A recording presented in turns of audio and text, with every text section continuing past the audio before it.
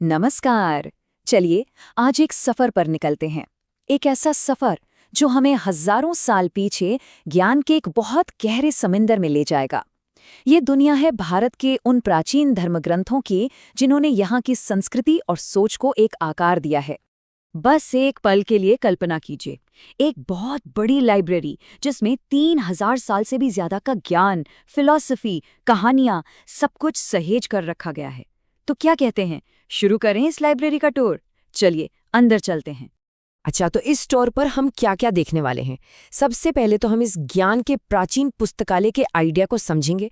फिर इसके जो सबसे मजबूत पिलर हैं यानी 4 वेद, उनके बारे में जानेंगे। उसके बाद हम ज्ञान की अलग अलग परतों को देखेंगे, महाकाव्यों की दुनिया में चलेंगे और उन्हें समझने की चाबी यानी वेदांगों को भी समझेंगे। और हाँ, आखिर में इस सवाल पे भी बात करेंगे कि भाई ये सारा ज्ञान आज हमारे लिए जरूरी क्यों है। तो चलिए शुरू करते हैं अपना टूर। पहला पड़ाव है ज्ञान का प्राचीन पुस्तकालय। अब देखिए, ये कोई ईंट पत्थर की बिल्डिंग नहीं है।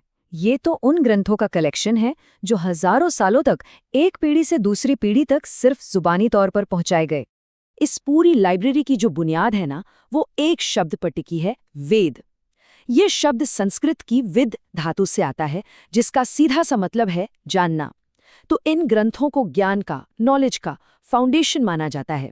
ये वो ज्ञान है जिससे सुना गया, समझा गया और महसूस किया गया। चलिए अब लाइब्रेरी के उस हिस्से में चलते हैं जो इसका दिल है, इसका सबसे पवित्र हिस्सा, जहां इसकी नींव के 4 सबसे बड़े, सबसे मजबूत पिलर रखे हैं। और ये 4 पिलर हैं हमारे 4 वेद। सबसे पहला और सबसे पुराना ऋग्वेद। इसमें क्या है? इसमें है भजन, देवताओं की तारीफ में। फिर है सामवेद, जो इन्हीं भजनों को म्यूजिकल बनाता है, मतलब धुन और लय देता है। तीसरा है यजुर्वेद, जिसमें यज्ञ और पूजा पाठ के तौर तरीके हैं। और आखिर में आता है अथर्ववेद, जिसमें आप कह सकते हैं कि रोजमर्रा की जिंदगी से जुड़ी बातें हैं, कुछ मंत्र हैं, कुछ टोटके हैं। अब देखिए, जैसे किसी बड़ी बिल्डिंग में ग्राउंड फ्लोर के ऊपर और भी मंजिलें होती हैं, है ना? बिल्कुल वैसे ही वेदों की इस नींव के ऊपर ज्ञान की कई और परतें बनी हैं। और ये परतें हमें पूजा पाठ से लेकर बहुत गहरी फिलॉसफी तक ले जाती हैं। वैदिक सोच का ये जो एवोल्यूशन है ना, ये बड़ा ही दिलचस्प है। सफर शुरू होता है संहिताओं से, जो वेदों के कोर मंत्र हैं। फिर आते हैं ब्राह्मण ग्रंथ, जो इन मंत्रों और यज्ञों को करने का, कह लीजिए, इंस्ट्रक्शन मैनुअल है। इसके बाद है आरण्यक, यानी जंगल की किताबें, जो मेडिटेशन और स्पिरिचुअलिटी पर फोकस करती हैं। और सबसे आखिर में, सबसे ऊंची मंजिल पर है उपनिषद, जहां आत्मा, परमात्मा और रियलिटी क्या है, इन सब पर गहरी बातें होती हैं। ये ज्ञान की यात्रा का, आप कह सकते हैं, क्लाइमैक्स है। यहाँ एक बात समझनी बहुत जरूरी है कि इन सारे ग्रंथों को 2 मेन कैटेगरीज में बांटा गया है। पहली है श्रुति, जिसका मतलब है जो सुना गया। ऐसा माना जाता है कि ये वो ज्ञान है जो सीधे ईश्वर से ऋषियों तक पहुंचा। वेद इसी श्रुति का हिस्सा है।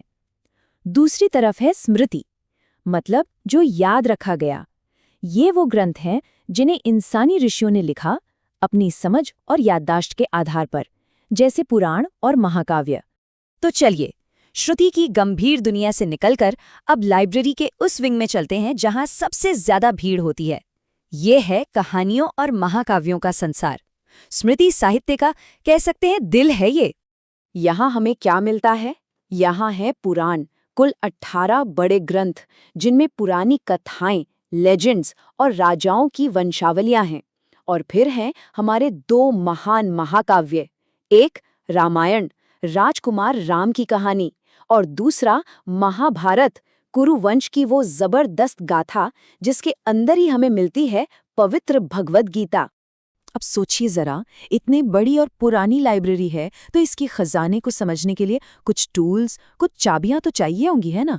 बस वेदों को सही तरीके से पढ़ने और समझने के लिए जो सहायक शास्त्र हैं, उन्हें ही वेदांग कहते हैं। ये इस लाइब्रेरी की मास्टर कीज हैं। ये सिर्फ 6 विषय नहीं है, बल्कि ये एक पूरा सिस्टम है, एक कमाल का सिस्टम जिसने इस ज्ञान को जिंदा रखा। सोचिए, हजारों साल तक सब कुछ जुबानी था, फिर भी मंत्रों का उच्चारण आज भी वैसा ही है, इन्हीं वेदांगों की वजह से। ये 6 अंग हैं: शिक्षा यानी सही उच्चारण, कल्प यानी रिचुअल्स, व्याकरण, निरुक्त यानी शब्दों की जड़, छंद यानी पोएट्री का मीटर और ज्योतिष यानी एस्ट्रोनॉमी। इन्होंने मिलकर ही इस ज्ञान को टाइम प्रूफ बनाया है। तो ये था हमारी इस विशाल ज्ञान की लाइब्रेरी का एक छोटा सा टूर। अब जब हम बाहर आ गए हैं तो एक पल रुककर सोचते हैं कि ये सब आज के ज़माने में क्यों ज़रूरी है। जैसा हमने देखा, ये सिर्फ कुछ पुरानी किताबें नहीं हैं, ये तो ज्ञान का एक पूरा इकोसिस्टम है जिसमें भजन पूजा से लेकर बड़ी बड़ी कहानियां और गहरी फिलॉसफी सब कुछ है। और कमाल की बात यह है कि ये सब आपस में जुड़ा हुआ है। ये मिलकर दुनिया को देखने का एक पूरा नजरिया देता है। तो आखिर में एक सवाल हमारे मन में रह जाता है, ज्ञान का ये जो 3000 साल पुराना खजाना है, ये आज की दुनिया में हमारी जिंदगी के कौन से बड़े सवालों का जवाब दे सकता है? इस पर सोचना तो बनता है।